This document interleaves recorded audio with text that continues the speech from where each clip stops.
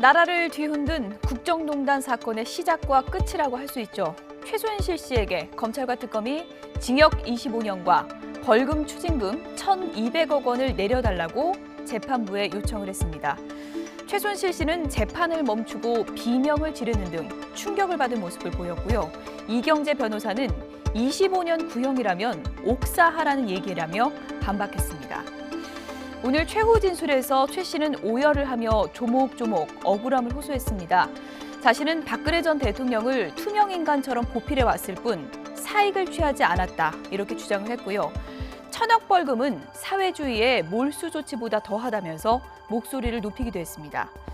최순실 씨에 대한 1심 선고 내년 1월 26일에 내려지게 되는데요. 최초로 TV 생중계가 이루어질지도 관심이 쏠리고 있습니다. 조용성 기자입니다. 대통령과의 친분을 이용해 국정을 농단했다는 혐의를 받는 최순실 씨.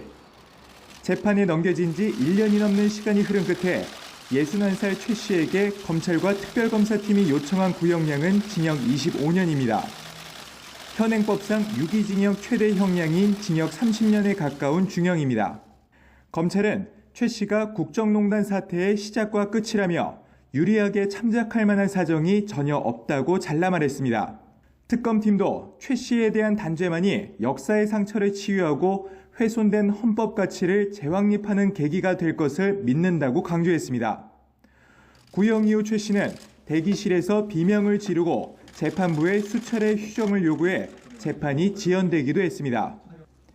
최후 진술에서 최 씨는 눈물을 머금고 준비한 원고를 20분 동안 읽어내려갔습니다. 최 씨는 1,000억대 벌금을 구형한 것에 대해 사회주의에서 재산을 몰수하는 것보다 더하다며 자유민주주의 대한민국에서 있을 수 없는 일이라고 말했습니다. 자신은 박 전 대통령이 아픔을 딛고 일어난 강한 모습에 존경과 신뢰를 갖고 40년 동안 지켜보고 모셔온 것뿐이라며 울음을 참지 못했습니다. 박 전 대통령의 최측근 참모이자 최 씨와 함께 미르와 K스포츠재단 774억 원을 강제 모금한 혐의 등을 받는 안종범 전 수석은 징역 6년. 또 재단 출연 강요 피해자로 조사받다가 추가로 지원한 70억 원이 드러나면서 뇌물공유 혐의로 기소된 롯데 신동빈 회장에게는 징역 4년이 구형됐습니다. 이들에 대한 선고는 6주 뒤인 내년 1월 26일에 내려집니다.